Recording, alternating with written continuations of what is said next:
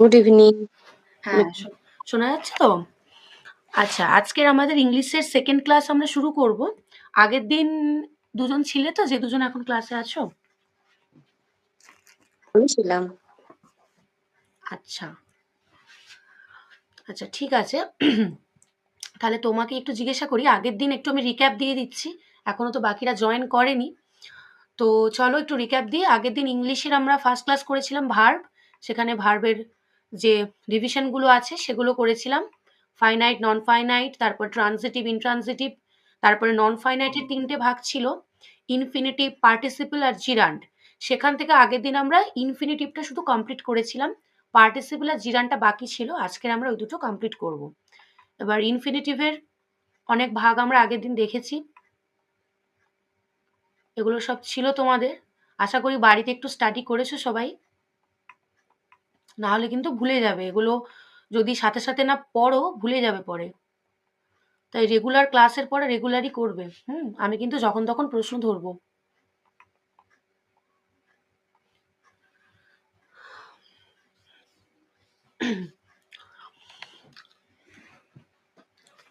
আচ্ছা, চলো তাহলে আজকে শুরু করি। হুম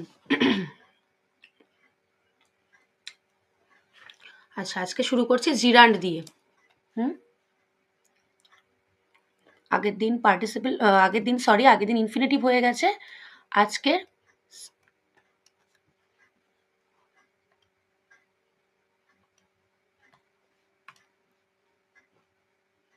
জিরান্ড দিয়ে শুরু করব।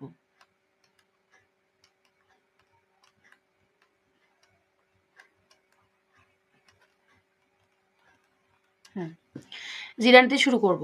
আচ্ছা, জিরান্ড সম্বন্ধে কি ধারণা কার আছে একটু শুনি। বা আগে পড়েছো কোথাও জিরান্ড সম্বন্ধে? হালকা কিছু বললেও হবে, বলো, একটু চেষ্টা করো। Verb plus ING. হুম ভার্ব প্লাস আইএনজি ঠিক বলেছো, কিন্তু ভার্ব প্লাস আইএনজি তো পার্টিসিপেলে হয়। তাহলে কি করে বুঝবো যে কোনটা জিরান্ড আর কোনটা পার্টিসিপেল? তুমি একদম ঠিক বলেছো, ভার্ব প্লাস আইএনজি। এবার পার্টিসিপেলের কিন্তু গঠন হচ্ছে ভার্ব প্লাস আইএনজি, মানে ভার্বের আইএনজি ফর্ম। তবেই আমরা কিন্তু আইডেন্টিফাই করতে পারবো যে কোনটা জিরান্ড আর কোনটা পার্টিসিপেল। তাহলে জিরান্ড আমরা কাকে বলবো? না, জিরান্ডকে অনেকে ভার্বাল নাউনও বলে থাকে। মানে ভার্ব হিসেবেও কাজ করবে, সেটা নাউন হিসেবেও কাজ করবে। তো সেটাকে ভার্বাল নাউনও বলে থাকে, কিন্তু এটা সব ক্ষেত্রে ঠিক নয়। তার কারণ ভার্বাল নাউনের কিন্তু একটা আলাদা গঠন আছে। ভার্বাল নাউনের একটা আলাদা গঠন আছে। তাই সব ভার্বাল নাউনই কিন্তু জিরান্ড নয়, আবার সব জিরান্ডই ভার্বাল নাউন। সেটা আমি সবার শেষে বলছি যে ভার্বাল নাউন জিনিসটা কি। কারণ অনেকে বলে, অনেক স্যাররাও বলে যে জিরান্ড মানেই ভার্বাল নাউন। সেটা কিন্তু একদমই ঠিক নয়। ঠিক আছে, সেটা আমি লাস্টে বলছি ভার্বাল নাউনটা কি, আগে জিরান্ড সম্বন্ধে জানি। চলো। আচ্ছা, জিরান্ডের কিছু রুল আছে। তার আগে জিরান্ড মানে আমরা যেটা বুঝি সেটা আমি এখানে লিখছি। ভার্বের আইএনজি ফর্ম যেটা কিনা ইউজড হয় নাউন হিসেবে, ইউজড হতে পারে নাউন হিসেবে, may be used as noun. তার মানে gerund V plus ING may be used as noun, যেটা কিনা নাউন হিসেবে ব্যবহৃত হতে পারে। ভার্ব আর নাউনের একটা কম্বিনেশন। ঠিক আছে, ভার্ব আর নাউনের একটা কম্বিনেশন, তাকে আমরা বলবো জিরান্ড। কিন্তু ভার্বাল নাউন নয় কিন্তু, হ্যাঁ, ওটা আলাদা, লাস্টে বলছি। আচ্ছা, যেরকম ধরো আমি এবার উদাহরণ দিচ্ছি। হুম আচ্ছা, রুল ওয়ানে বলছি। এখানে কি আছে? রুল ওয়ানে আছে প্রিপোজিশন প্লাস জিরান্ড। যেখানে হয় প্রিপোজিশন প্লাস জিরান্ড।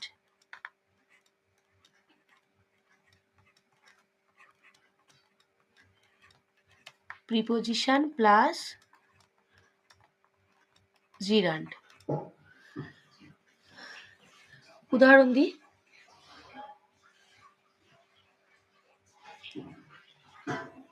আচ্ছা, একটা উদাহরণ দেওয়া যেতে পারে। প্রিপোজিশন প্লাস জিরান্ড মানে কি? মানে বাক্যের মধ্যে জিরান্ডও থাকবে, তার সাথে প্রিপোজিশনও থাকবে। যেমন she is fond of reading poems. ঠিক আছে, সে কবিতা পড়তে খুবই ভালোবাসে। উদাহরণটা দিই।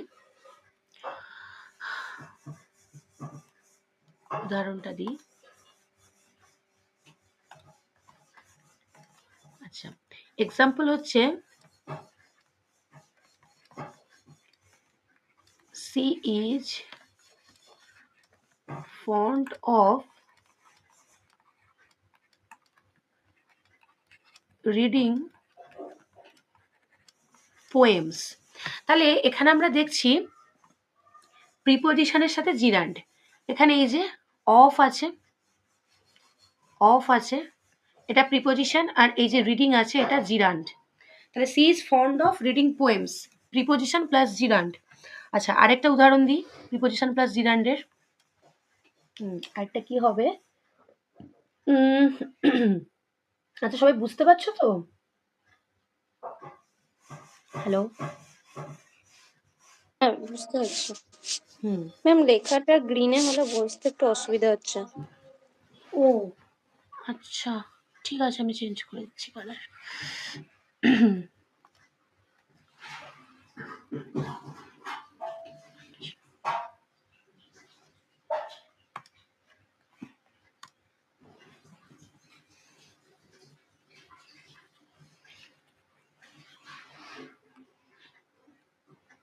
আচ্ছা, আরেকটা উদাহরণ দিই।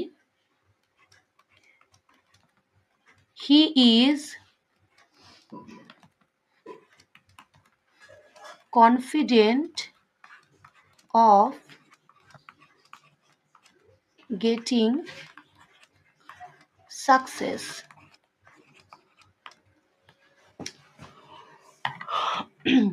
He is confident of getting success. এখানেও একই রকম, অফ আছে, ভার্বের সাথে আইএনজি যোগ আছে, জিরান্ড আছে। তাহলে এটা হচ্ছে প্রিপোজিশন প্লাস জিরান্ডের কিছু উদাহরণ। এরকম প্রচুর অ্যাপ্রোপ্রিয়েট প্রিপোজিশন হয় যেগুলোর পরে জিরান্ড বসে। তো এরকম যখনই গঠন তোমরা দেখতে পাবে, বুঝতে পারবে যে এটা নিশ্চয়ই জিরান্ড, কারণ তার আগে অ্যাপ্রোপ্রিয়েট প্রিপোজিশন বসেছে, তারপরে ভার্বের সাথে আইএনজি যোগ আছে, তার মানে এটা হবে জিরান্ড। আচ্ছা, এটা গেল রুল 1। ওকে, আচ্ছা, এবার যাচ্ছি রুল 2-তে।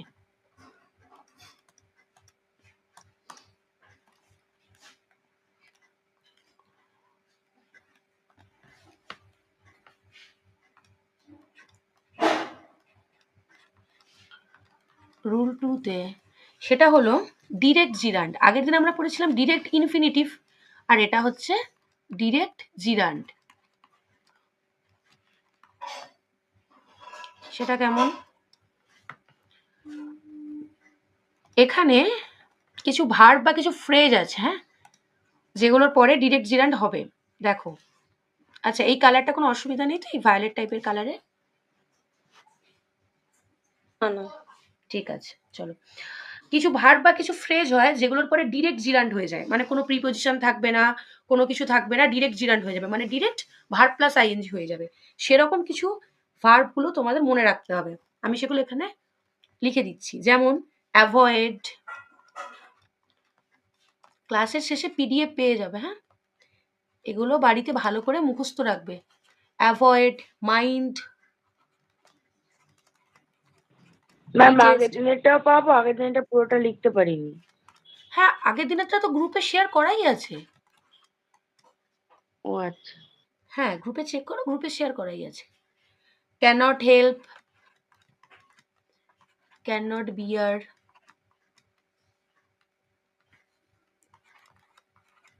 Resist, enjoy,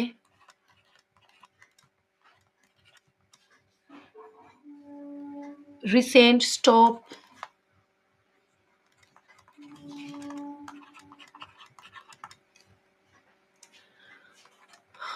start. মাইন্ডের পরেরটা কি লিখেছেন? ডিটেক্ট। ডিটেস্ট। আচ্ছা। Postpone, D E T E S T. স্টার্ট, পোস্টপোন, কিছু না বুঝতে পারলে জিজ্ঞাসা করবে। Start, postpone, differ,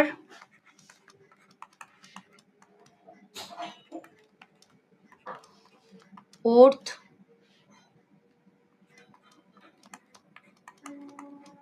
prefer, consider,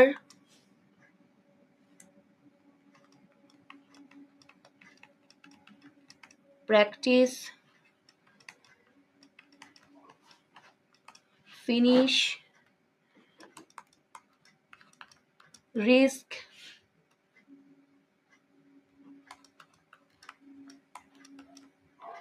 pardon, excuse,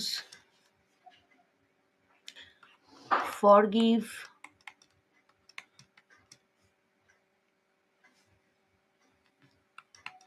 আচ্ছা এখানে একটা ফ্রেজ আছে, হ্যাঁ এবার যেটা লিখছি এটা একটা phrase. It is no use, বা যেটাকে আমরা বলি good, it is no use যেটাকে আমরা বলি গুড, ঠিক আছে, এটা একটা phrase.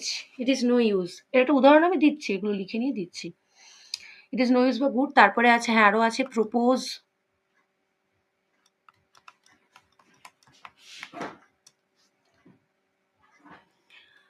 Miss,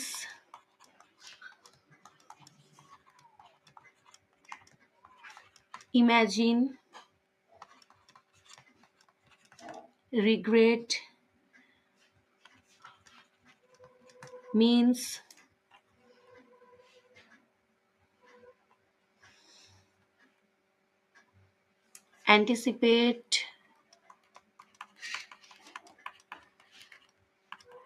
anticipate, love, like, hate, dislike। আচ্ছা এখানে এন্ড হলো এটা। তো এই ধরনের ভার্ব বা ফ্রেজগুলোর পরে কিন্তু ডিরেক্ট জিরান্ট হয়ে যায়। যেরকম আমি একটা উদাহরণ দিচ্ছি, ধরো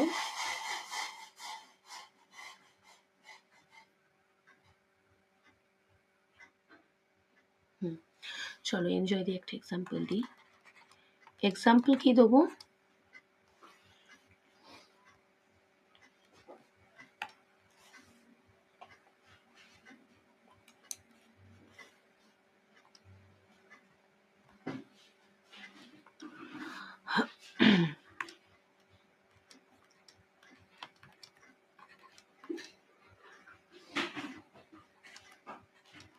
the boys enjoyed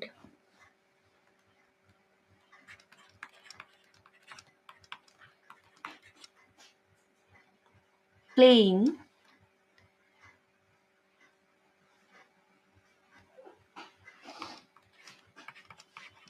in the sun।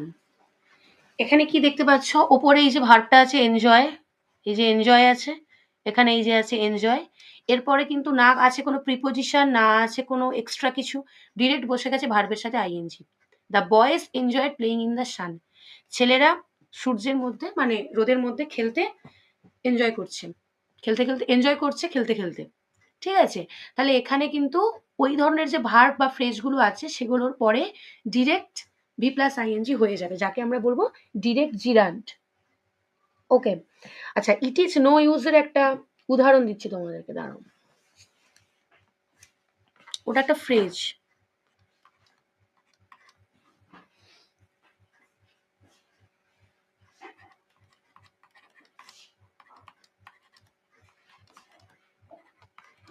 It is no use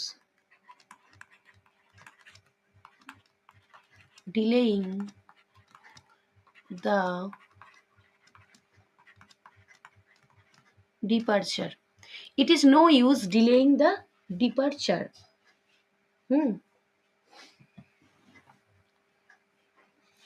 it is no ইউজের পরে এই যে ডিরেক্ট ডিলেইং বসে গেছে ভার্বের সাথে আইএনজি, তাহলে যখনই ইট ইজ নো ইউজ তোমরা এখানে দেখতে পাবে, তারপরেই যখন দেখতে পাচ্ছ ভার্বের সাথে আইএনজি, সঙ্গে সঙ্গে তোমরা রুলসটা মনে করবে যেটা ডিরেক্ট জিরান্ড হচ্ছে, কারণ এই ফ্রেজটার পরে তো ভার্বের সাথে আইএনজি বসে, তাহলে এটা পার্টিসিপেল নয়, এটা কিন্তু জিরান্ড। কারণ পরীক্ষাতে কিন্তু এরকম সেন্টেন্স তুলে বলে দেবে ফাইন্ড আউট জিরান্ড বা ফাইন্ড আউট পার্টিসিপেল, বা whether it is participle or gerund, এটা পার্টিসিপল নাকি জিরান্ড জিজ্ঞাসা করবে, তখন কিন্তু মানে মনে করতে প্রবলেম হবে। তো এই রুলসগুলো মাথায় থাকলে তবেই কিন্তু উত্তর দেওয়া যাবে যেটা জিরান্ড না পার্টিসিপল। কারণ দেখতে কিন্তু একই রকম, কিন্তু ইউসেজগুলো আলাদা আলাদা, আর সেটাই আমাদের মনে রাখতে হবে। ঠিক আছে, আচ্ছা এখানে কিছু ডিরেক্ট জিরান্ড হলো। আচ্ছা, এটা আমি এ দিলাম।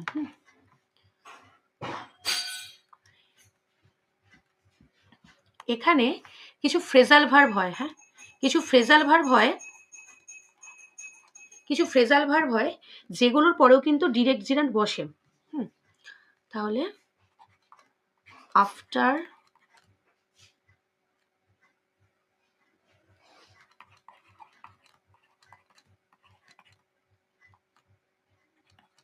আফটার ফ্রেজাল ভার্বস, ঠিক আছে, ফ্রেজাল ভার্বের পরেও কিন্তু ডিরেক্ট জিরান্ড বসে, সেরকম কয়েকটা উদাহরণ দিচ্ছি। যেমন দেখো,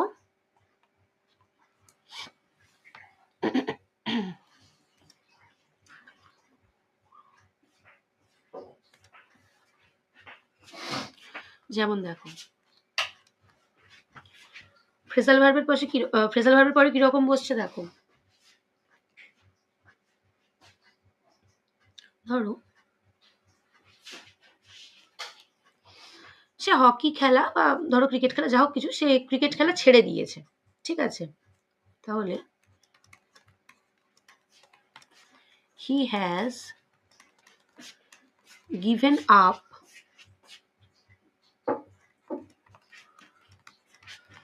to play cricket. He has given up to play cricket. ঠিক আছে, আচ্ছা টু প্লেটা এখানে কি বলো, বলো বলো, টু প্লেট এখানে কি, নন ফাইনাইট ভার্বের কোনটা, এটা পার্টিসিপল জিরান্ড নাকি ইনফিনিটিভ, কোনটা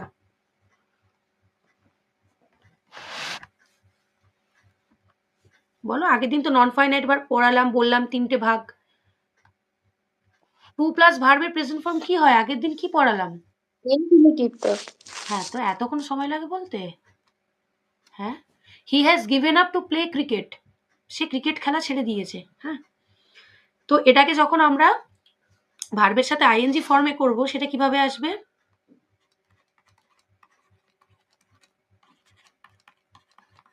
হি হ্যাজ গিভেন আপ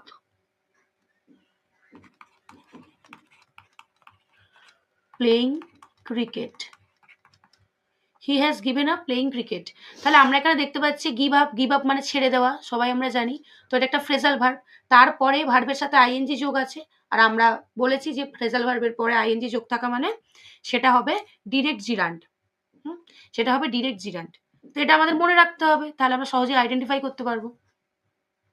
ঠিক আছে, আচ্ছা ডিরেক্ট জিরান্ড এখানে শেষ হলো। এরপরে চলো রুল 3-তে।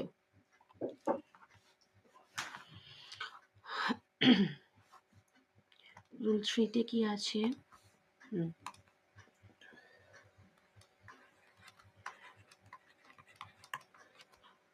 রুল 3, রুল 3-তে আছে টু প্লাস জিরান্ড। এটাই ভীষণ কনফিউজিং। মানে আমরা এতদিন জানতাম যে টু প্লাস শুধু ভার্বের প্রেজেন্ট ফর্ম হয়, যেটাকে আমরা ইনফিনিটিভ বলি, কিন্তু টু প্লাস জিরান্ডও কিন্তু হয়, টু প্লাস ভার্বের আইএনজিও হয়। তো সেগুলোর জন্য কিছু ফ্রেজ আছে যার সাথে হয়, সেগুলোর উদাহরণ দিচ্ছি আমি, যেগুলোর সাথে বসে। বি ইউজড টু, এক second,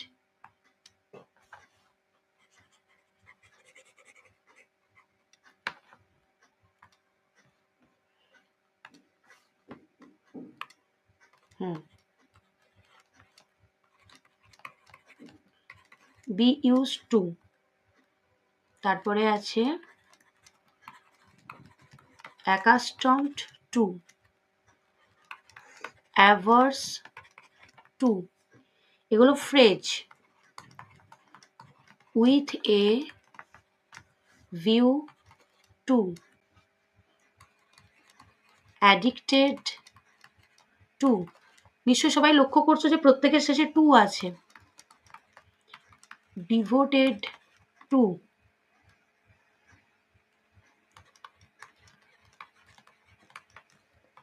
in addition to,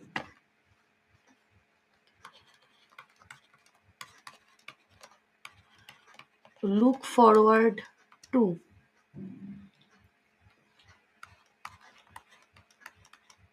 object to, owing to, given to, taken to, disposed to, সবশেষ prone to। এই ধরনের ফ্রেজগুলোর সাথে কিন্তু টু প্লাস জিরান্ড হয়। দেখতে পাচ্ছ প্রত্যেকটা ফ্রেজের লাস্টেই টু আছে। চলো কয়েকটা এক্সাম্পল দিই। দেখো,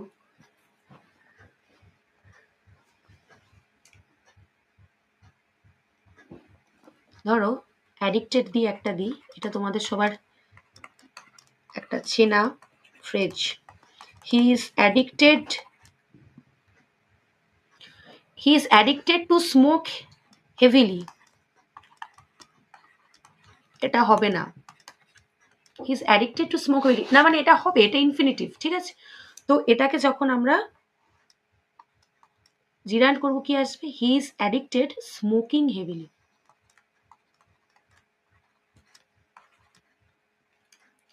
he is addicted smoking heavily, ঠিক আছে।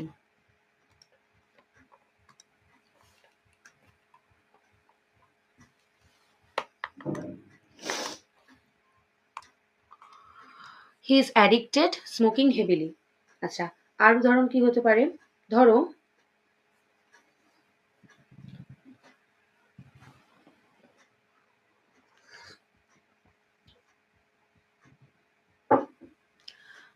ইউজ টু দিয়ে একটা দিয়ে দিই। He is use to getting up early in the morning.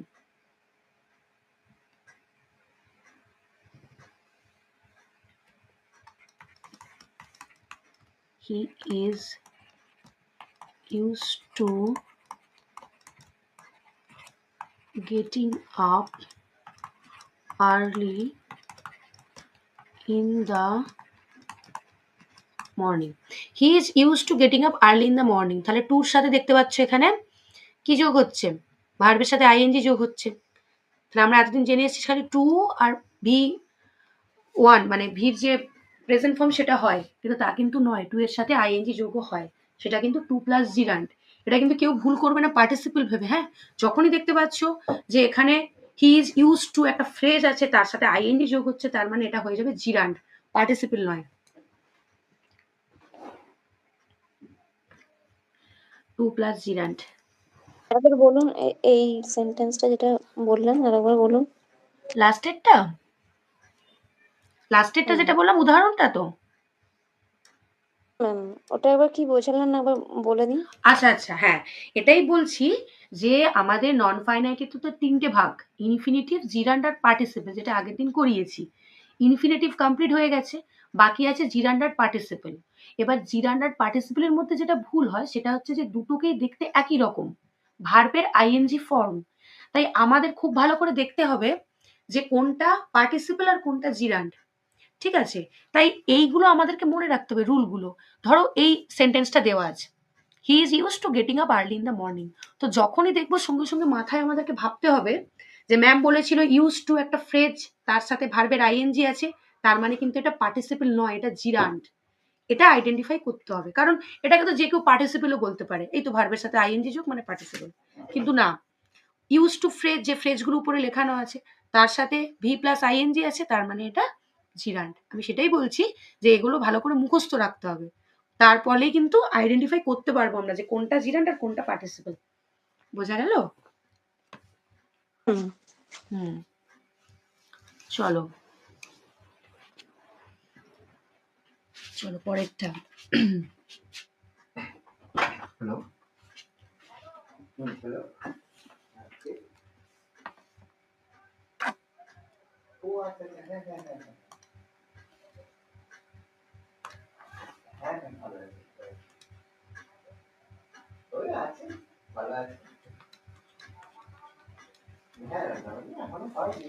আচ্ছা, হ্যালো,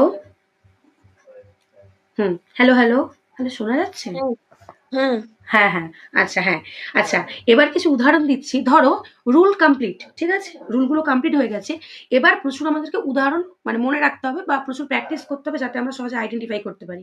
যেমন ধরো, যেহেতু এটাকে আমরা ভার্ব প্লাস নাউন বলেছি, যখন নাউন হিসেবে ইউজ হচ্ছে সেরকম একটা আমি বলছি। যখন ধরো জিরান্ড plus verb,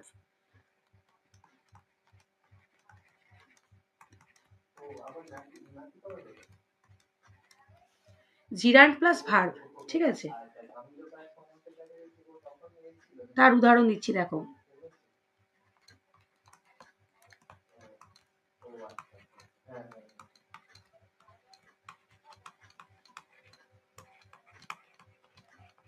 walking is a good exercise. হাঁটা কিন্তু খুবই একটা ভালো অভ্যাস। তাহলে walking is a good exercise, দেখতেই পাচ্ছ এখানে জিরান্ড, তারপরে ভার্ব আছে, যেটা আমি লিখেছি জিরান্ড প্লাস ভার্ব, জিরান্ডের পরে ভার্ব আছে, এবং যেটা কিনা নাউন হিসেবে ব্যবহৃত হচ্ছে, এটা নাউন হিসেবে ব্যবহৃত হচ্ছে এখানে। জিরান্ড plus verb, walking is a good exercise, এখানে দেখছি জিরান্ডের সাথে ভার্ব আছে, আর এটা নাউন, সাবজেক্ট, এটা এখানে সাবজেক্ট, ওয়াকিংটা এখানে সাবজেক্ট, ঠিক আছে। তো এটা দেখে আমরা বুঝবো যে এটা একটা জিরান্ড, পার্টিসিপল নয়। সেরকম ধরো ভার্বের সাথে একটা জিরান্ডের উদাহরণ দিচ্ছি।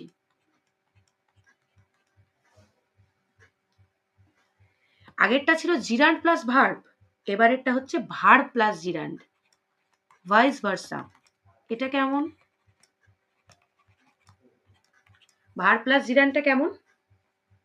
ধরো স্টপ টকিং, কথা বলা বন্ধ করো, স্টপ টকিং, কথা বলা বন্ধ করো, স্টপ টকিং। তাহলে এখানে দেখো ভার্ব প্লাস, এই যে ভার্ব, তারপরে রয়েছে জিরান্ড, ভার্ব আর জিরান্ড, স্টপ টকিং, ঠিক আছে। তাহলে ভার্বের সাথে জিরান্ড যোগ হচ্ছে, এটা আমরা কখনোই পার্টিসিপল ভেবে ভুল করব না। ভার্ব আছে আগে, তারপরে জিরান্ড আছে, তার মানে এটা আমরা বুঝে যাবো যে এটা জিরান্ড, ঠিক আছে।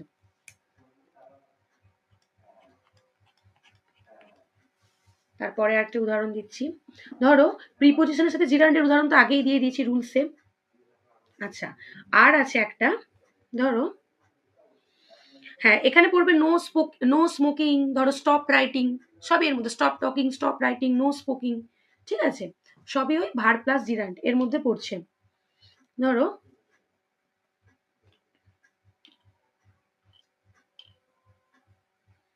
নমিনাল কম্পাউন্ড, ঠিক আছে, এটা তোমাদের পরে বোঝাচ্ছি নমিনাল কম্পাউন্ডটা কি।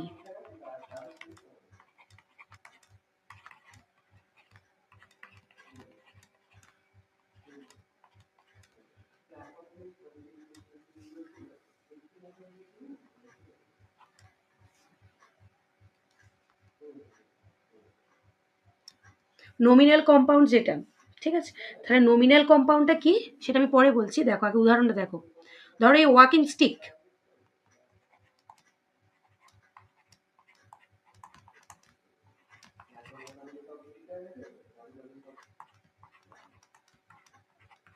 এ ওয়াকিং স্টিক। আচ্ছা, আরেকটা উদাহরণ দিই, এ frying pan,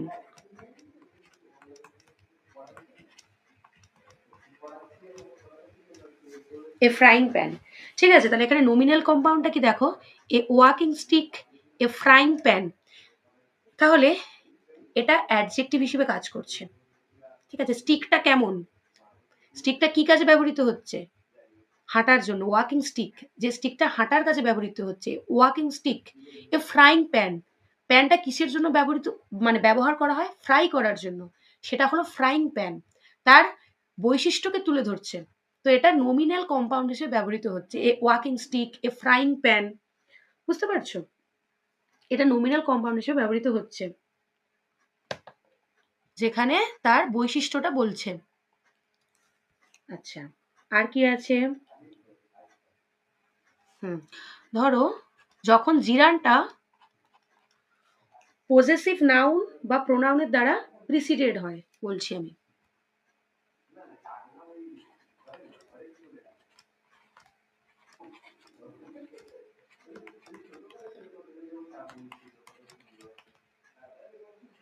gerunds are preceded by the possessive noun or pronoun. ঠিক আছে, gerunds are preceded by the possessive noun or pronoun. যেমন কি, উদাহরণ কি দেব? জিরানটা, আচ্ছা তোমাদের নাউন প্রোনাউনের ক্লাস এখনো হয়নি, আমি ভার্ব দিয়ে শুরু করেছি। যখন নাউন প্রোনাউনের ক্লাস শুরু করব তখন বোঝাবো যে পজেসিভ নাউন কি বা পজেসিভ প্রোনাউন কি। এখন এমনি বলছি, শুনে নাও, ঠিক আছে? তাহলে জিরান কিন্তু প্রিসিডেড হয় পজেসিভ নাউন বা প্রোনাউনের দ্বারা। যেরকম ধরো, একটা উদাহরণ দিচ্ছি, she left without anyone's knowing. She left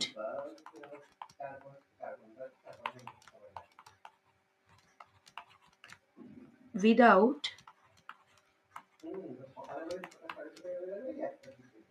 anyone's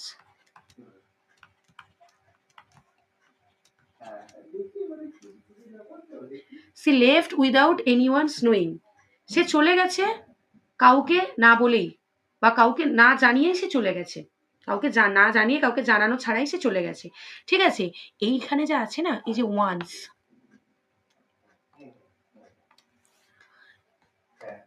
এই যে আছে না, এই যে ওয়ান্স, এটা হচ্ছে পজেসিভ প্রোনাউন। ঠিক আছে, এটা পজেসিভ প্রোনাউন। আর যার পরে আছে জিরান্ট, যার পরে আছে জিরান্ট, তাহলে পজেসিভ নাউন অথবা প্রোনাউনের পরে আছে জিরান্ট। ওয়ান্স, সে কাউকে না বলেই বা কাউকে না জানিয়েই সে চলে গেছে, তাহলে এখানে আমরা দেখছি পজেসিভ একটা প্রোনাউন আছে, তারপরে ভার্বের সাথে আইএনজি যোগ আছে, তার মানে এটা হবে জিরান্ট।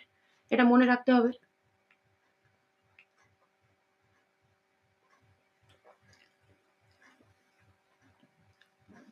ঠিক আছে,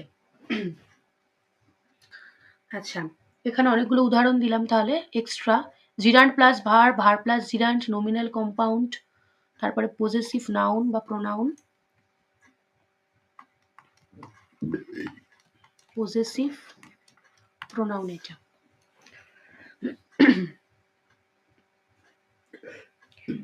আচ্ছা, জিরানটা আপাতত কমপ্লিট। ঠিক আছে, জিরানটা আপাতত কমপ্লিট। আচ্ছা, এবার তোমাদেরকে পার্টিসিপেল করাবো। হ্যাঁ, চলো পার্টিসিপেল শুরু করি।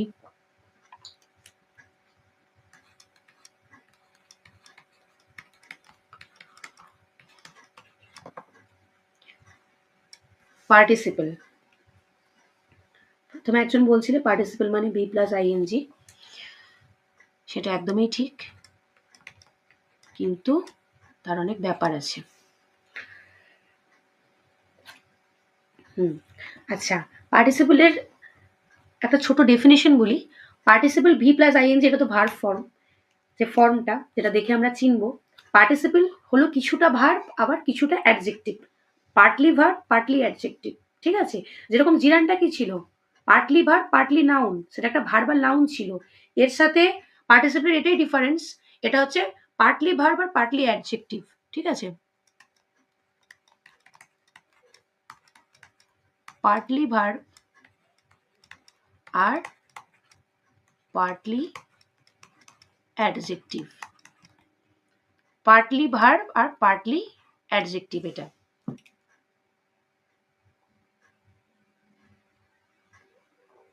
ঠিক আছে, তার মানে এটা বাক্যের মধ্যে অ্যাডজেক্টিভ হিসেবেও কাজ করবে। ঠিক আছে, আচ্ছা উদাহরণ তো পরে দিচ্ছি, তার আগে পার্টিসিপেলের তিনটে ভাগ বলে দিই। Present participle, past participle, perfect participle. ছোটবেলা থেকে শিখে আসছি, আবার শিখবো।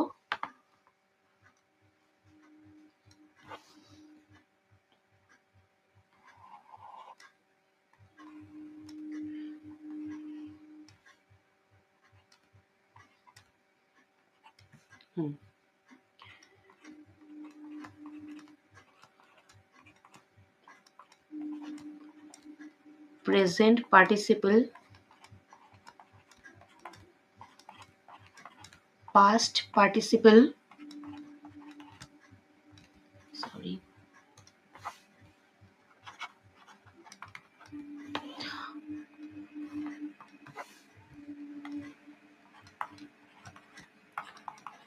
আর পারফেক্ট পার্টিসিপল।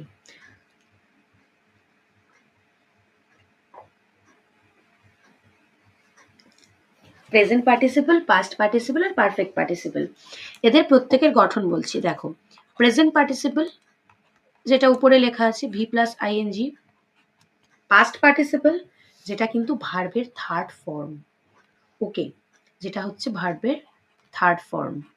আচ্ছা, আর পারফেক্ট পার্টিসিপলের গঠনটা হচ্ছে হ্যাভিং প্লাস ভার্বের থার্ড ফর্ম। ঠিক আছে, হ্যাভিং প্লাস ভার্বের থার্ড ফর্ম। ঠিক আছে, হ্যাভিং প্লাস ভার্বের থার্ড ফর্ম। তাহলে প্রত্যেকটার অবশ্যই একটা করে উদাহরণ। ধরো প্রেজেন্ট পার্টিসিপলের উদাহরণ, প্রেজেন্ট পার্টিসিপলের উদাহরণ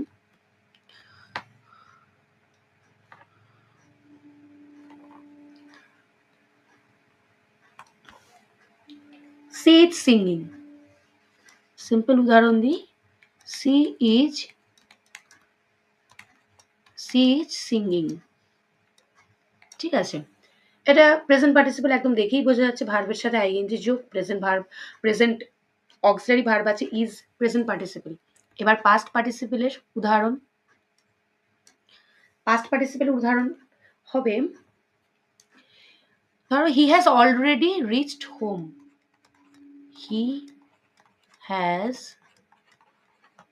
already reached home.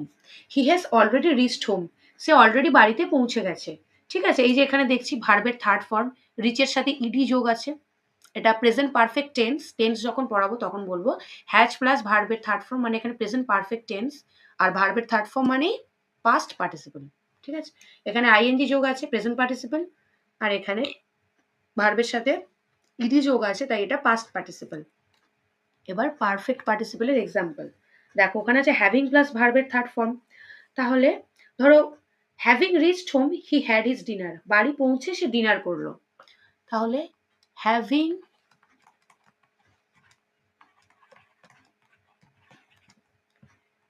reached home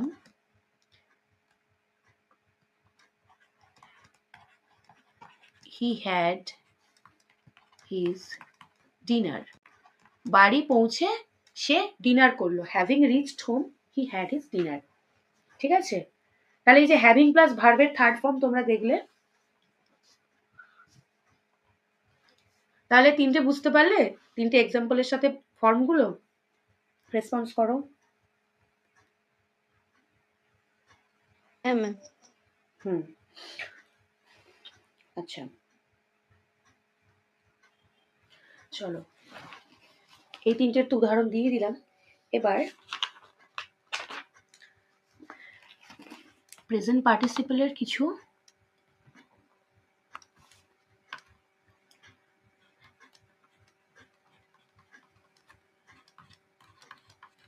present পার্টিসিপলের কিছু উদাহরণ আমি দিচ্ছি।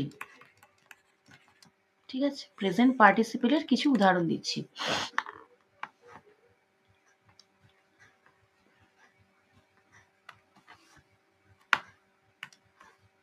ঠিক আছে, চলো প্রেজেন্ট পার্টিসিপলের উদাহরণ হচ্ছে, ধরো অ্যাডজেক্টিভ হিসেবে, আমরা আগেই বলেছি, আগে আমরা উপরে কি বললাম যে partly verb partly adjective, adjective হিসেবে কাজ তো অবশ্যই করবে। প্রেজেন্ট পার্টিসিপলের উদাহরণ দিচ্ছি যেটা কিনা অ্যাডজেক্টিভ হিসেবে কাজ করবে। দেখো,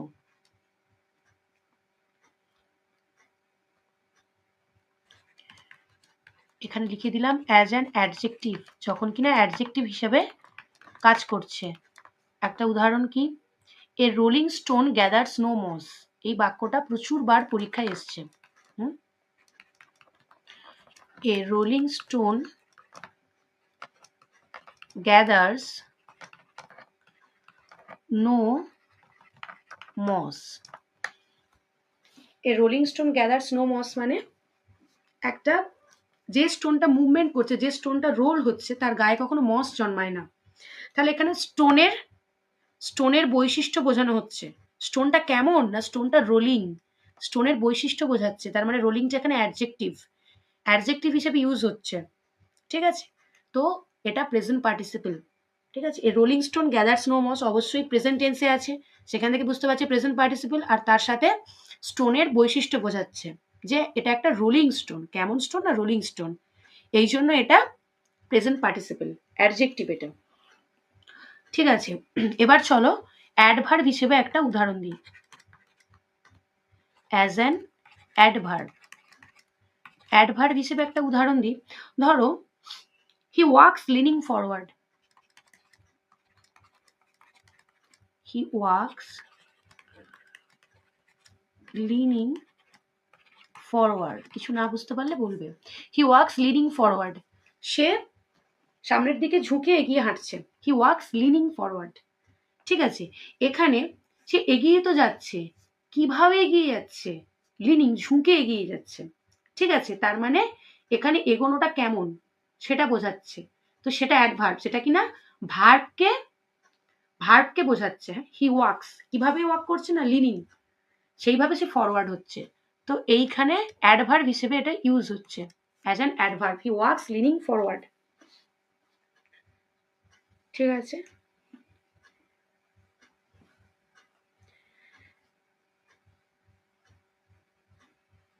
এরপরে ধরো নমিনেটিভ অ্যাবসোলিউট। আগে একটা দেখালাম যেটা, সেটা হচ্ছে নমিনাল কম্পাউন্ড, দুটো কিন্তু গোলাবে না, আর এটা হচ্ছে nominative absolute. Nominative absolute, nominative absolute হিসেবে এটার ব্যবহারটা কিরকম? একটা নমিনেটিভ অ্যাবসোলিউটের উদাহরণ দিই পুরো বাক্যের। ধরো the weather being fine we went out, ওয়েদারটা ভালো থাকায় আমরা বেরিয়ে পড়লাম। The weather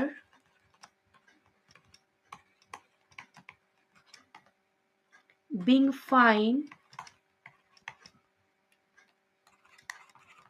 we went out, ওয়েদারটা ভালো থাকায় বেরিয়ে পড়লাম। এখানে এই যে বিং, এটা পার্টিসিপল। তাহলে নমিনেটিভ অ্যাবসলিউটটা কি? না নমিনেটিভ অ্যাবসলিউটে প্রথমে একটা ক্লজ থাকবে, লাস্টে একটা ক্লজ থাকবে। ঠিক আছে, দ্য ওয়েদার বিং ফাইন, তাহলে এখানে ওয়েদারটা ভালো থাকায়, এখানে কিন্তু বাক্যের পুরো সেন্স পূরণ হচ্ছে না। ওয়েদার বিং ফাইন, ওয়েদারটা ভালো থাকায়, তো থাকায় কি করলাম? বাড়িতে থাকলাম না বেরোলাম না কি করলাম? ঠিক আছে, এখানে বাক্যের সেন্স সম্পূর্ণ হচ্ছে না, তাই এখানেই হচ্ছে নন ফাইনাইট ভার্বটা বসেছে, আর যেটাই প্রেজেন্ট পার্টিসিপল। পরের ক্লজে বলা আছে উই ওয়েন্ট আউট, আমরা বেরিয়ে পড়লাম, এখানে বাক্যের সেন্সটা পূরণ হলো। বোঝাতে পারছি? এটাকে বলে নমিনেটিভ অ্যাবসলিউট। নমিনেটিভ অ্যাবসলিউটে কিন্তু প্রথমে যে ক্লজটা থাকে ওখানে কিন্তু ফাইনাইট ভার্ব ইউজ হয় না। তোমরা দেখতেই পাচ্ছ এখানে শুধু বিং আছে, এখানে শুধু একটাই নন ফাইনাইট ভার্ব আছে, এখানে কোনো ফাইনাইট ভার্ব নেই। ফাইনাইট ভার্ব আছে সেটা লাস্টের ক্লজে, উই ওয়েন্ট আউট, সেটা ফাইনাইট ভার্ব আছে। তাহলে the weather being fine we went out, এটা নমিনেটিভ অ্যাবসলিউটের উদাহরণ। আচ্ছা, তারপরে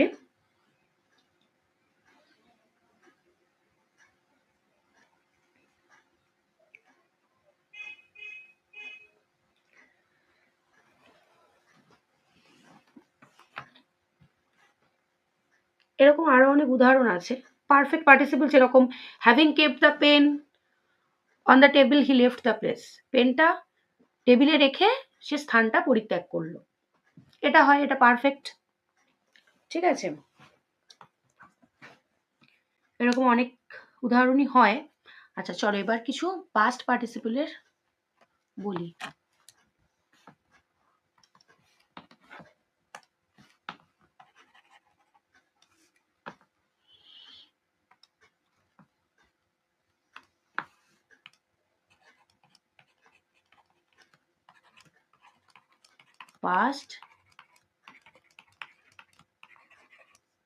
পাস্ট পার্টিসিপলের উদাহরণ তো অলরেডি একটা দিয়েই রেখেছি আগে, তো এখানে আরো কিছু উদাহরণ দিচ্ছি।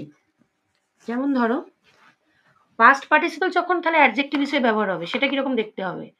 ওটা তো প্রেজেন্ট পার্টিসিপল ছিল, যখন পাস্ট পার্টিসিপল অ্যাডজেক্টিভ হিসেবে ইউজ হবে, দেখো অ্যাজ অ্যান অ্যাডজেক্টিভ, সেটা কিরকম? ধরো এ ডিপার্টেড সোল,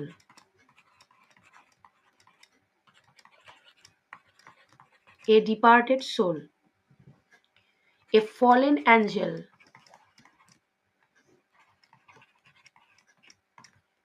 এই যে ডিপার্টেড, ফলেন, এগুলো কিন্তু পাস্ট পার্টিসিপল।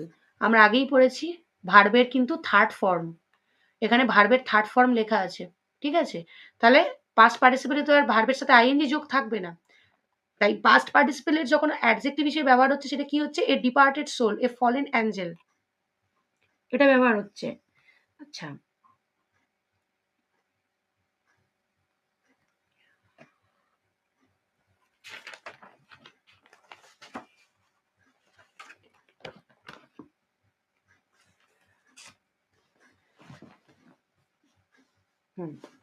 ধরো যদি একটা কোনো সেন্টেন্সকে কমপ্লেক্স থেকে সিম্পল বানাতে বলে, এগুলো পরে পড়াবো।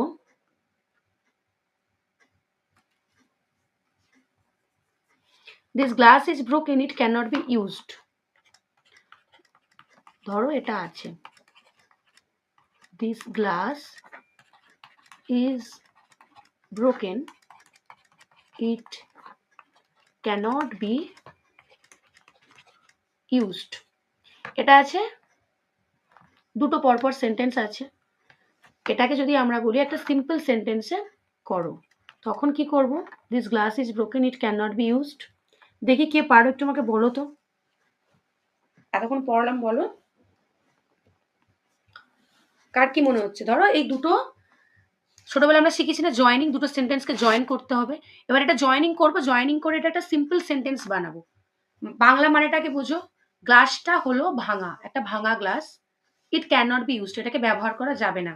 তাহলে এটাকে কিভাবে জুড়লে সিম্পল সেন্টেন্স হবে যেখানে একটাই ফাইনাইট ভার্ব থাকবে? বলো, চেষ্টা করো।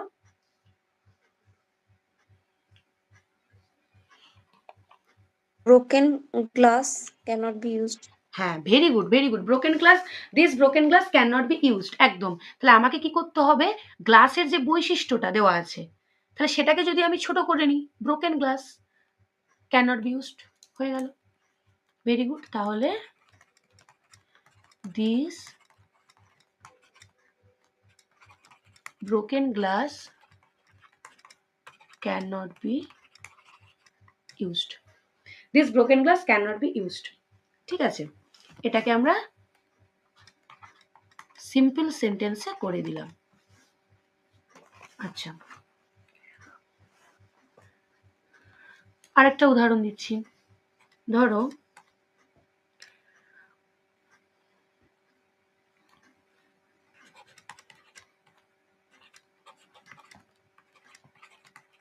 as she was overpowered, she surrendered. As she was overpowered, she surrendered. তাহলে এটাকে যদি আমরা সিম্পল সেন্টেন্সে করি কি হবে? যেহেতু সে ওভারপাওয়ার্ড হয়েছিল তাই সে স্যারেন্ডার করলো। As she was overpowered, she surrendered. তাহলে এখানে হবে being overpowered, why overpowered, she surrendered. তাহলে being overpowered, she surrendered. Being overpowered, she surrendered. ঠিক আছে,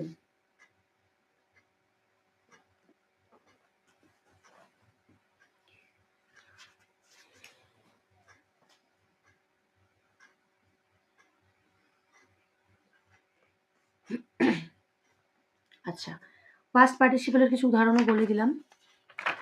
তাহলে আজকে আমরা কি করলাম? ফার্স্টে আমরা জিরান্ড করলাম, জিরান্ডের রুলস সব করলাম, করে তারপরে আমরা পার্টিসিপেল করলাম, পার্টিসিপেলের তিনটে ভাগ, প্রেজেন্ট, পাস্ট করলাম।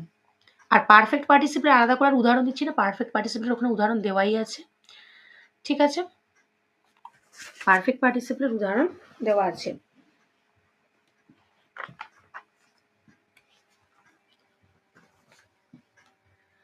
চলো, আচ্ছা,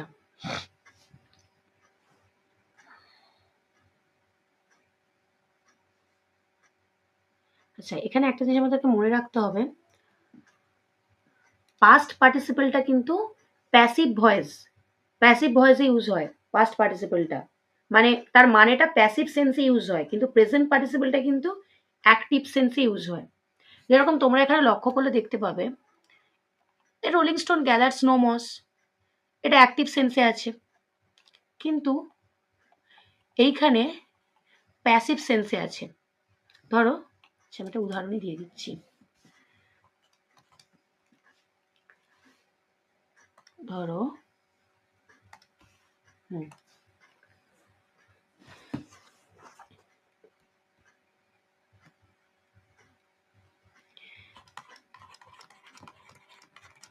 প্রেজেন্ট পার্টিসিপল কি হয়?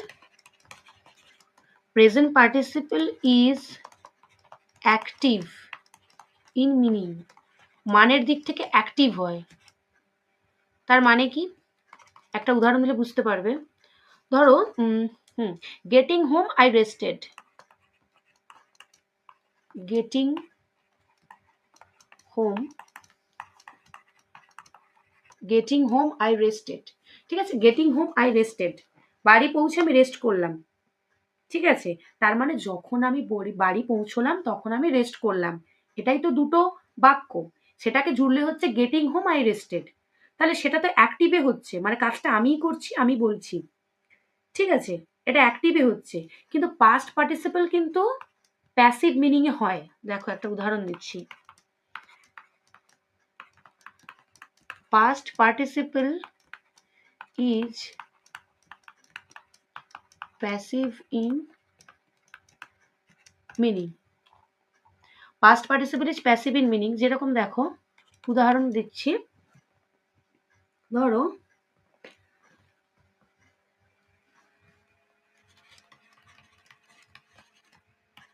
delayed by fog the train started late,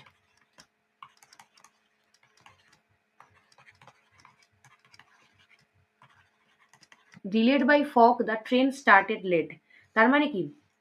ট্রেনটা ডিলে হয়েছিল কিসের জন্য? ফগের জন্য, ফগের দ্বারা ডিলে হয়েছিল, মানে ফগের জন্যই দেরি হয়েছিল। তার মানে এখানে একটা কজ আছে, রিজন আছে। ফগ না থাকলে দেরি হতো না, তাহলে ফগের দ্বারা দেরি হয়েছিল ট্রেনটা, তার মানে এখানে প্যাসিভ সেন্স, ঠিক আছে? আশা করি ভয়েস চেঞ্জ ছোটবেলায় শিখেছো, আমি তো আবার শেখাবো। এবার ভয়েস চেঞ্জে অ্যাক্টিভ প্যাসিভ মানে জানো, যেটা নিজে করি সেটা অ্যাক্টিভ, যেটা লোকের দ্বারা হয় সেটা প্যাসিভ। তার মানে ওখানে আমি বাড়ি পৌঁছলাম, আমি রেস্ট করলাম, আমি বাড়ি পৌঁছলাম, আমি রেস্ট করলাম, অ্যাক্টিভ সেন্সে আছে। আর ট্রেনটা লেট হলো, ট্রেনটা তো নিজে থেকে লেট হয়নি, তাকে লেট করানো হয়েছে, কে করলো? ফগ করলো, ফগের দ্বারা লেট হলো, এটা প্যাসিভ সেন্স ইউজ হচ্ছে, ঠিক আছে? তাহলে মনে রাখতে হবে প্রেজেন্ট পার্টিসিপলটা অ্যাক্টিভ সেন্সে ইউজ হয়, পাস্ট পার্টিসিপলটা প্যাসিভ সেন্সে ইউজ হয়। এটা কিন্তু এটার একটা ডিফারেন্স, এটা আমাদেরকে মনে রাখতে হবে, ঠিক আছে?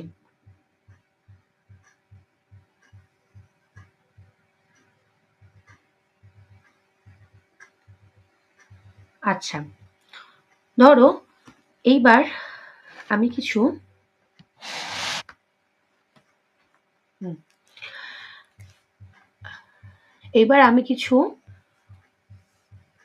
ক্লজ বলছি যেগুলোর জন্য পার্টিসিপল চেঞ্জ হয়, ঠিক আছে? আমি কিছু ক্লজ বলছি যেগুলোর জন্য পার্টিসিপল চেঞ্জ হয়।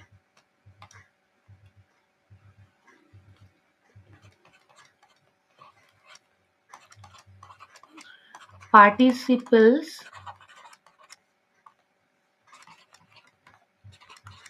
can be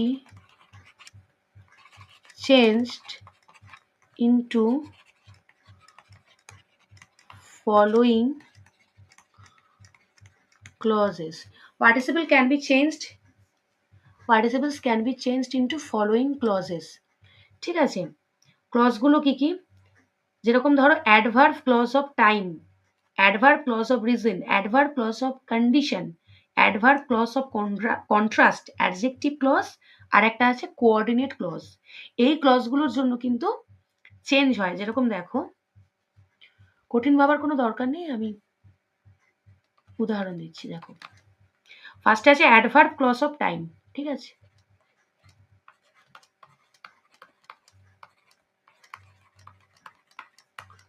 adverb clause of time. Adverb clause of time কোনগুলো থাকলে হয়? যখন হোয়াইল থাকবে, হ্যাভিং থাকবে, অন থাকবে, এই তিনটে মনে রাখতে হবে। ঠিক আছে, এগুলো মনে রাখতে হবে, হোয়াইল, হ্যাভিং, অন। এবার এক্সাম্পল দিচ্ছি, দেখো।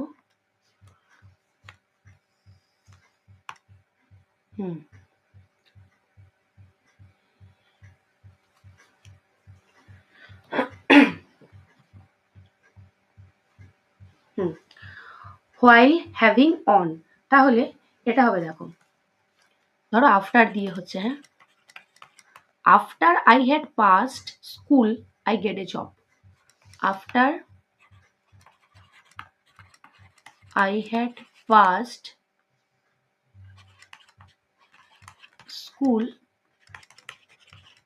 I got a job. After I had passed school, I got a job. School pass করার পর আমি একটা জব পেয়েছি। ঠিক আছে, তাহলে এবার এটাকে কিভাবে লিখবো? তাহলে স্কুল পাস করার পর আমি একটা জব পেয়েছি, এখানে একটা টাইম বোঝাচ্ছে না কখন জবটা পেয়েছি, স্কুলটা পাস করার পরে আমি জবটা পেয়েছি। তার মানে এটা একটা অ্যাডভার্বিয়াল ক্লজ অফ টাইম, যেখানে টাইমটাকে মেনশন হচ্ছে। তাহলে এখানে আমরা কি করব, কোনটা ইউজ হবে, হোয়াইল, হ্যাভিং না অন? এখানে ইউজ হবে হ্যাভিং। তাহলে having passed school I got a job.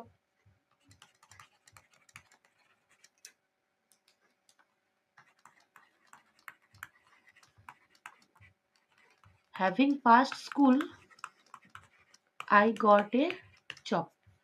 After I had passed school, I got a job. Having passed school, I got a job.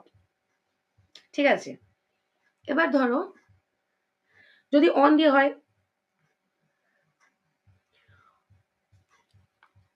On দিয়ে একটা দিচ্ছি উদাহরণ, দেখো, ধরো when he saw me, she called me. When he saw me, যখন সে আমাকে দেখলো, he called me. When he saw me, he called me. যখন সে আমাকে দেখলো, সে আমাকে ডাকলো। ঠিক আছে, তাহলে আমাকে দেখে সে ডাকলো, আমাকে দেখে সে ডাকলো। তাহলে এখানে কিন্তু আমরা অনটা বসাবো না, এটাকে অন্যভাবে রাখবো। Seeing me,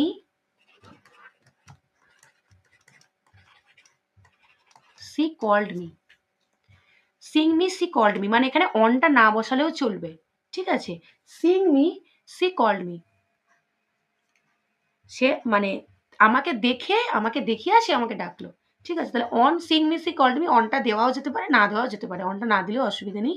seeing me she called me, তার মানে এখানেও টাইম বলছে, যখন দেখলো তখন ডাকলো। ঠিক আছে, এবার ধরো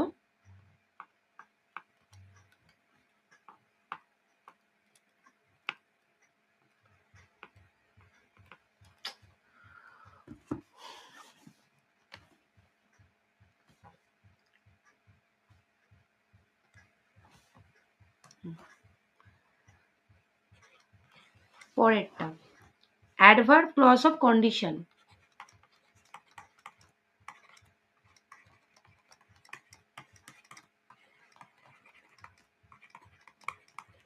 অ্যাডভার্ব ক্লজ অফ কন্ডিশন, সেটা কেমন? যখন কোনো কন্ডিশন থাকবে, কোনো শর্ত থাকবে, তখন ইউজ হবে বাই, উইদাউট, বাট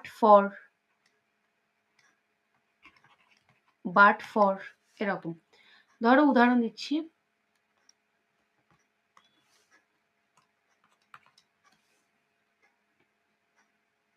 হ্যাঁ, if you go out you will catch cold. যদি তুমি বাইরে যাও তোমার কিন্তু ঠান্ডা লেগে যাবে।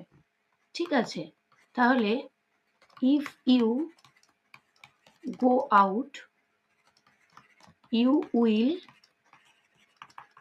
Catch cold. যদি তুমি বাইরে যাও তোমার ঠান্ডা লেগে যাবে। এটা একটা কমপ্লেক্স সেন্টেন্স, আর নন ফাইনাল ভার্ব ইউজ করছি মানে সেটাকে সিম্পলে আনবো।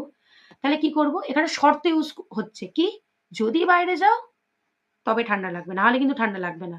শর্ত একটা আরেকটার উপরে ডিপেন্ড করছে, তাই এখানে আছে অ্যাডভার্ব ক্লজ অফ কন্ডিশন। তাহলে এটা আমরা কিভাবে ইউজ করব, by going out you will catch cold, এখানে আমরা বাই ইউজ করে দেবো। ওই যে ব্র্যাকেটে লেখা আছে by going out you will catch cold. By going out you will catch cold. ঠিক আছে, এরকম শর্ত আরো আছে। এরকম অনেক উদাহরণ হতে পারে। ধরো যদি তুমি হার্ড ওয়ার্ক না করো তুমি কখনোই সাফল্য পাবে না। তাহলে হার্ড ওয়ার্ক ছাড়া তুমি কখনো সাফল্য পাবে না।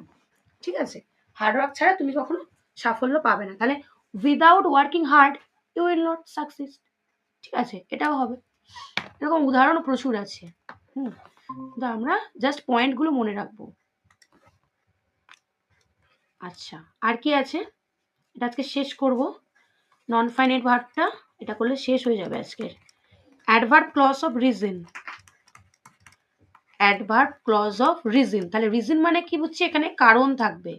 কারণ থাকবে। ধরো কিভাবে ইউজ করব? এটাকে সিম্পল করতে গেলে ওয়িং টু, বিকজ অফ, এই ধরনের ফ্রেজ ইউজ হবে। অন অ্যাকাউন্ট অফ, এই ধরনের জিনিস ইউজ হবে। ঠিক আছে, চলো তাহলে কি? Since he was late she was punished। ঠিক আছে, তাহলে সিন্স she was late, সে যখন দেরি করেছে, সে যখন দেরি করেছে সে শাস্তি পেয়েছে। she was punished। Since she was late she was punished। দেরি করেছে শাস্তি তো পেতেই হবে। তাহলে এখানে কি করব? being late she was punished। being late she was punished। being late she was punished। ঠিক আছে, এটা কারণ দেরি হয়েছে বলে তবেই না শাস্তি পেয়েছে। দেরি না হলে কি আর শাস্তি পেত? এটা কিন্তু শর্ত নয়। শর্তের সাথে কারণ গুলোলে হবে না। শর্তটা হচ্ছে ডিপেন্ড করছে বেরোলে ঠান্ডা লাগবে, না বেরোলে ঠান্ডা লাগবে না। রোদে ঘুরলে কি হবে? গরম লাগবে, না হলে গরম লাগবে না। এটা কন্ডিশন। আর কারণ আলাদা। কারণটা কি? পানিশমেন্ট পেয়েছে কেন? তার কারণ সে লেট ছিল তাই। ঠিক আছে, আচ্ছা এবার যেটা বলবো adverb clause of contrast. Adverb clause of contrast. Adverb clause of contrast. Contrast মানে এখানে বৈপরীত্য থাকবে। In spite of, despite, notwithstanding. সাইডে যে ব্র্যাকেটের লেখাগুলো এগুলো কি বলতো? এগুলো যখন আমরা সিম্পল সেন্টেন্সে কনভার্ট করব তখন এইগুলো আমরা ইউজ করে কনভার্ট করতে পারি। তাই এই ব্র্যাকেটের লেখাগুলো লিখছি, তাহলে তোমাদের সুবিধে হয়। বুঝতে পারছো? না হলে ওগুলো না লিখলেও চলে। Contrast, adverb clause of contrast. কন্ট্রাস্টটা কি? যখন বৈপরীত্য থাকবে। কিরকম? ধরো although she came late she was not punished। যদিও সে দেরিতে এসছে কিন্তু সে শাস্তি পেল না। তার মানে এখানে একটা কন্ট্রাস্ট কাজ করছে না? এটা যদি সে পানিশমেন্ট পেয়ে যেত তাহলে কিন্তু রিজনে চলে যেত। সেটা দেরি করে এসছে তাই পানিশমেন্ট পেয়েছে। আর এখানে কি? দেরি করে এলো তাও পানিশমেন্ট পেল না। একটা বৈপরীত্য কাজ করছে, একটা কন্ট্রাস্ট কাজ করছে। যেটা হওয়ার কথা নয় সেটা হলো। ঠিক আছে, তাহলে লিখছি আমি although she came late, যদিও সে দেরিতে এসছে, although মানে যদিও, she was not punished, সে শাস্তি পেল না। she was not punished। তাহলে এটাকে যখন আমরা সিম্পল করব কি করব? in spite of। in spite of মানে কি? সত্ত্বেও। in spite of মানে সত্ত্বেও। in spite of coming late, সঙ্গে সঙ্গে কামের সাথে আইএনজি যোগ হয়ে যাবে। in spite of coming late, দেরি করে আসা সত্ত্বেও she was not punished। পরেরটা একই রকম থাকবে, she was not punished। তাহলে কন্ট্রাস্টটা বোঝাতে পারছি যে সে দেরি করে যদিও এলো সে পানিশমেন্ট পেলো না, সেরকম দেরি করে আসা সত্ত্বেও সে পানিশমেন্ট পেলো না। তাহলে আমাদেরকে এই লিঙ্কারগুলো কিন্তু মুখস্থ রাখতে হবে। ইনস্পাইট অফ মানে সত্ত্বেও, ঠিক আছে, not with standing, for all, despite, এগুলো সব মুখস্থ রাখতে হবে কোনটার মানে কি আর কোনটা কোন টাইম ইউজ হবে, ঠিক আছে, তবে বুঝতে পারবো। বারবার বলেছি ইংরাজি সেই ভালো পারে যে বাংলাটা ভালো বোঝে, ঠিক আছে, আর বাংলাটা মুখস্থ রাখলে তবে আমরা ইংরেজিটা ভালো পারবো, তাই ইংরেজির সাথে সাথে বাংলাটা জানাও খুব দরকার। আচ্ছা, তারপর চলো অ্যাডভার্ব ক্লজ অফ কন্ট্রাস্ট, এটা তো হয়ে গেল। এবার হচ্ছে অ্যাডজেক্টিভ ক্লজ, আর লাস্ট একটা বাকি আছে, এটা হচ্ছে অ্যাডজেক্টিভ ক্লজ, ঠিক আছে। আচ্ছা, অ্যাডজেক্টিভ ক্লজের কি আছে এক্সাম্পল, ধরো I saw a girl who was singing a song. I saw a girl, আমি একটা মেয়েকে দেখলাম যে গান গাইছিল, who was singing a song। তাহলে আমি একটা মেয়েকে দেখলাম যে গান গাইছিল, তাহলে এটাকে যদি আমরা সিম্পল করি কি হবে, I saw a girl singing a song। এটা যেন আবার কেউ লিখে দিও না I saw a singing girl, এটা কিন্তু লিখে দিও না, ঠিক আছে, I saw a singing girl এটা কিন্তু হবে না, হ্যাঁ।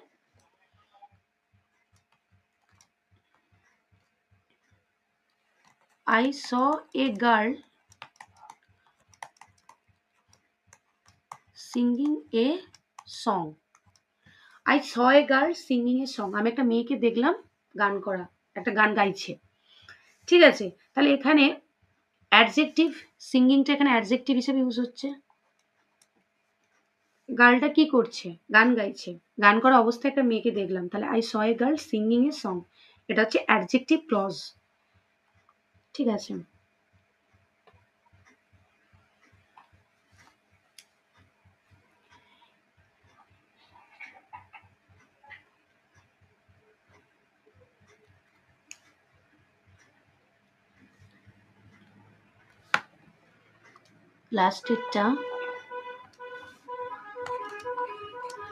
লাস্ট আছে coordinate clause.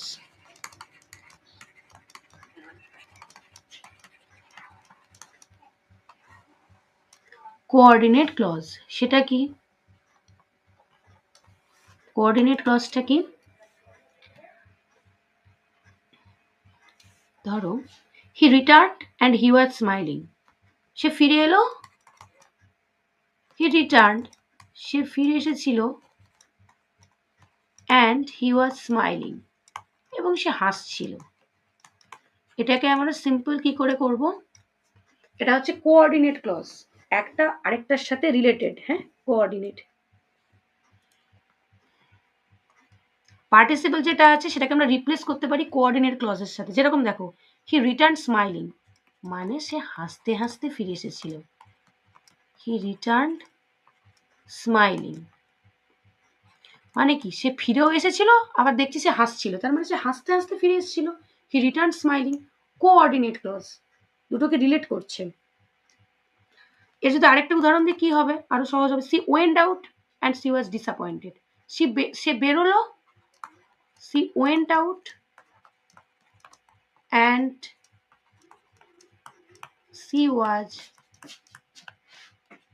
she went out and she was disappointed, ঠিক আছে। এটার এক্সাম্পল কি হবে, she went out disappointed, সে বেরোলো এবং সে হতাশ ছিল, তার মানে সে বেরোলো হতাশ হয়ে।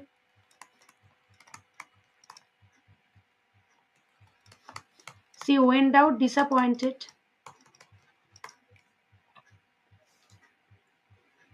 ওকে, দেখো একদম লাস্ট যেটা করাবো সেটা দেখো, এটা কিছু না, এটা একটা এরর, যেটা তোমাদের জেনে রাখা, লেখাটা দেখতে পাচ্ছি না, হ্যাঁ আচ্ছা লিখে নাও। লাস্ট আর একটাই আছে, মিস রিলেটেড বা আনরিলেটেড পার্টিসিপল। ভালো আছে।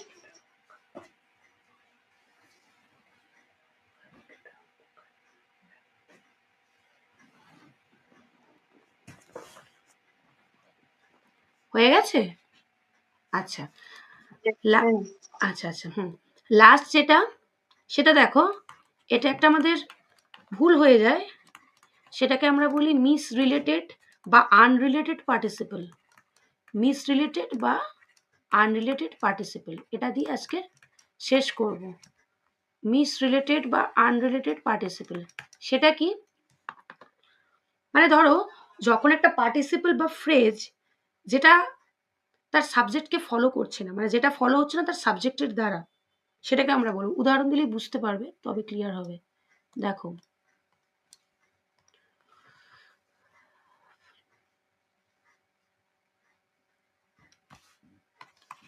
দেখো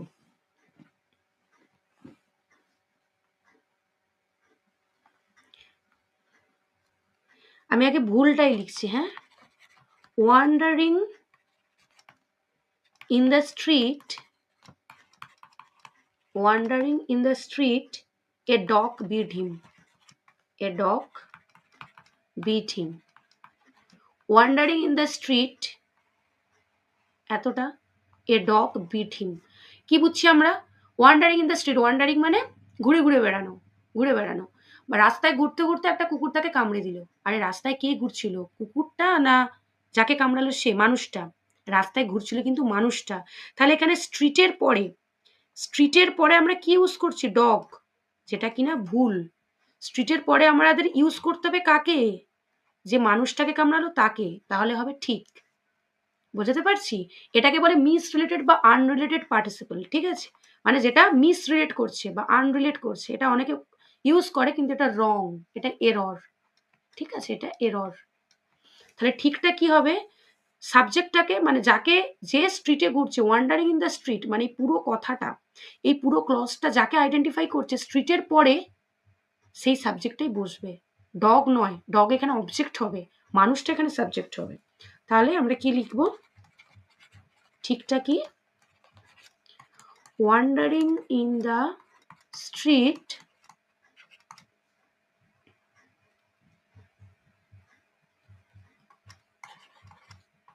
he was beaten by a dog.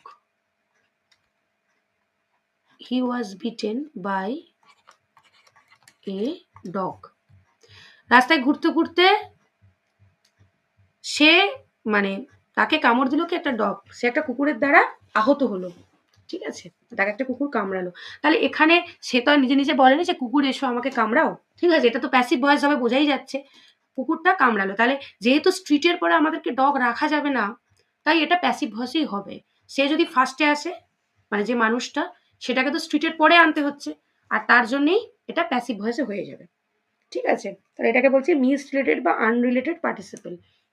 এই সেন্টেন্সটা ঠিক, উপরের সেন্টেন্সটা রং, ঠিক আছে? আচ্ছা, তাহলে এবার কিন্তু আমরা পরের দিন এক্সারসাইজ করব, আমরা কিছু প্র্যাকটিস সেট করব, ঠিক আছে? আজকের আমরা এখানেই শেষ করলাম আমাদের নন ফাইনাইট ভার্ব, মানে পুরো ভার্বের ক্লাস যেটাকে আমরা বলছি।